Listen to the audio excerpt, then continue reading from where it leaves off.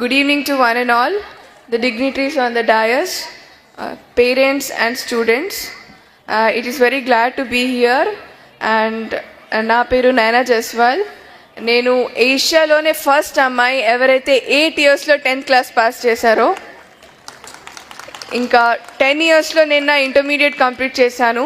ఇంకా 13 yearsలో ఇండియాలోనే youngest journalism graduate అయ్యాను. ఇంకా ప్రస్తుతం 15 years ఏజ్లో నేను నా పీజీ ఫైనల్ ఇయర్ చేస్తున్నాను. ఇంకా టేబుల్ టెన్నిస్లో నేను India number 1, national champion, south Asian champion. ఇంకా నేను పియానో ప్లే చేస్తాను, ఇంకా పాటలు పాడతాను. And I'm ambidextrous. I can write with my both hands. And టైపింగ్లో నేను A to Z ఓన్లీ 2 secondsలో టైప్ చేస్తాను. సో ఇంకా నాకు రామాయణ్ 108 శ్లోకాస్ కంఠస్థం ఉన్నాయి. ఇక్కడ వచ్చేసి నాకు చాలా ఆనందంగా ఉంది. ఇంకా ఇవన్నీ నేను ఏదైతే యాక్టివ్ చేశానో ఇవన్నీ నేను ఇష్టపడి చదివాను, కష్టపడి కాదు. నా తండ్రి నేను చిన్న ఉండంగా తల్లి ఒడియే బడి అని నేర్పించారు. అందరూ వయస్సు పెరుగుతుంది అని అనుకుంటారు, కానీ ఆయు తరుగుతుంది అని అనుకోరు. కావున సమ వృధ చేయక క్షమ పడాలి అని నా తల్లిదండ్రులు నేర్పించారు. చెట్టుకు కాయ బరువు కాదు, కానీ ఈ రోజులలో ఆడపిల్లలు బరువు అవుతున్నారు అని తరుణంలో దీనిని తప్పు అని రుజువు చేయడానికి నేను కిరణ్ బేదిని స్ఫూర్తిగా తీసుకుంటున్నాను.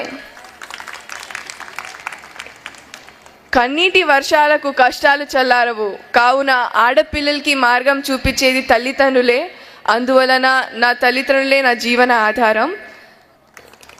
ఇంకా కొండకు సైతం గుండె పగిలే విషయాలు వెలుగులోకి వస్తున్నాయి. అది విజయవాడ ఆయేషాయే కానీ, ఢిల్లీ నిర్భయే కానీ.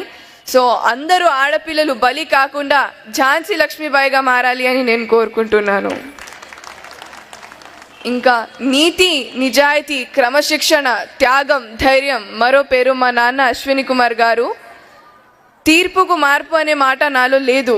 ఒక్కసారి నా పేరెంట్స్ బోధించారంటే అది కావాల్సిందే, దాంట్లో మార్పు అనేది ఉండదు. ఇంకా ఏ క్రమశిక్షణ లేకుండా, ఏ లక్షణం లేకుండా సంచరించడం మృగంతో సమానం అని నా పేరెంట్స్ బోధించారు. నేను చెప్పేది ఏంటంటే, రూపాయల కన్నా రూపం గొప్పది, వేల కన్నా వినయం గొప్పది, లక్షల కన్నా లక్షణం గొప్పది, కోట్ల కన్నా కొనలేని మన విద్యార్థి జీవితం గొప్పది. కృషి ఉంటేనే మనుషులు ఋషులు అవుతారు. ఎవరైతే కృషి చేస్తారో వారికి అదృష్టం ఎదురు చూస్తుంది. ఎందుకంటే స్వేచ్ఛ లేని జీవితం ఆత్మ లేని శరీరం లాంటిది. అందుమూలన మీరు భారత భావి పౌరులు, మీ చేతిలో భావి భవిష్యత్తు ఉంది. కావున మీరందరూ కష్టపడి చదువుకోవాలి. ఇంకా దేవుడు మనకు విజయాలు అందివడు, కానీ విజయాలకు కావలసిన శక్తి సామర్థ్యం ఇస్తాడు.